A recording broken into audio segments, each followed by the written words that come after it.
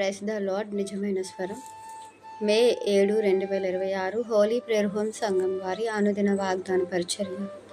నన్ను బలపరచు అని అందే నేను సమస్తమును చేయగలను. ఫిలిప్పీలకు రాసిన పత్రిక 4వ అధ్యాయము 13వ వచనము.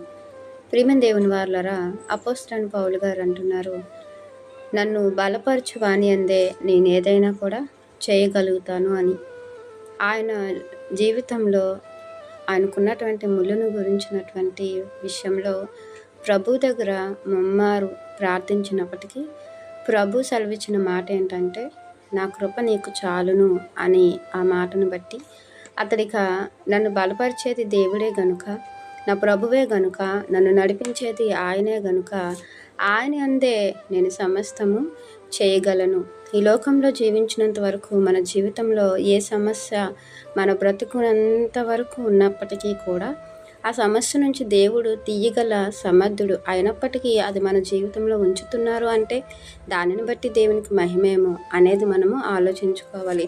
ఇక్కడ చూసుకున్నట్లయితే కీర్తనకారుడు కీర్తనల గ్రంథము 73వ అధ్యాయము 26వ వచనంలో, నా శరీరము నా హృదయము క్షీణించుకుపోయినను దేవుడు నిత్యము నా హృదయమునకు ఆశ్రయదుర్గమును స్వాస్థ్యమునై ఉన్నాడు. కీర్తనకారుడు ఆయన శరీరము, ఆయన హృదయం, ఆయన జీవితం పోయినప్పటికీ కూడా ఆయన ఆశ్రయించేవాడు గొప్పవాడు అనే ఉద్దేశాన్ని కలిగి దానిని భరించడానికి కీర్తనకారుడు సిద్ధపడుతున్నాడు. మనమైతే ఆ బలహీనత నుండో, ఆ సమస్య నుండో, ఆ రోగము నుండో విడిపించమని దేవుణ్ణి పదే పదే విసిగిస్తూ ఉంటున్నామేమో. ఒక్కసారి ఈ మాటను బట్టి మనం ఆలోచిద్దాం. దేవుడు మన జీవితంలో ఏది ఉంచాలో ఏది తీయాలో ఆయన చిత్తానికి వదిలిపెడితే ఆయన మనల్ని నడిపించేవాడు కనుక సమస్తమును కూడా ఆయన యందు మనము చేయగలుగుతాము.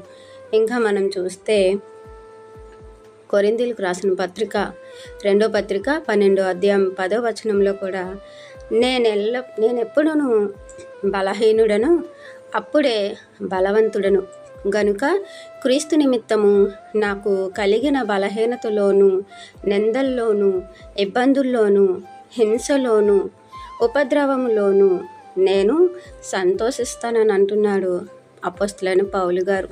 ప్రియమైన దేవుని వారలారా, మరి మన సంతోషం ఎక్కడుంది?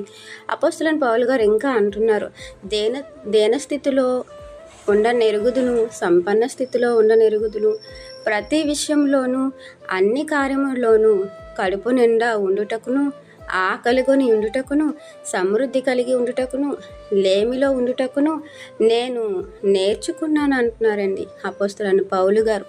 ఈరోజు మనకు సమృద్ధి కలిగి ఉన్నప్పుడు అదే సమృద్ధిని అనుభవిస్తాము, సంతోషిస్తాము. అదే లేమి కలిగి ఉన్నప్పుడు దుఃఖాక్రాంతులమైపోయి దేవుని మీద నిందలు వేసే స్థితి, దేవుని శోధించే స్థితిని మనము మన దగ్గర కొని తెచ్చుకుంటాము. కాబట్టి అలాంటి స్థితి మనకొద్దు.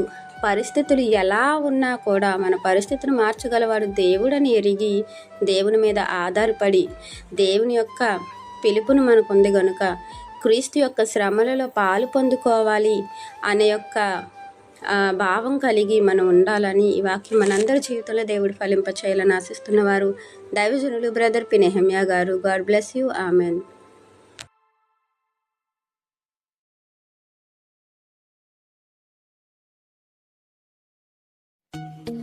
Hi friends, holy prayer home Gajuwaka సంగమ వారు మాట్లాడిన విలువైన దేవుని సందేశములను మీరు వినటానికి మా యొక్క యూట్యూబ్ ఛానల్ హోలీ ప్రేయర్ హోమ్ను సబ్స్క్రైబ్ చేసుకొని పక్కనున్న బెల్ ఐకాన్ క్లిక్ చేయగలరు.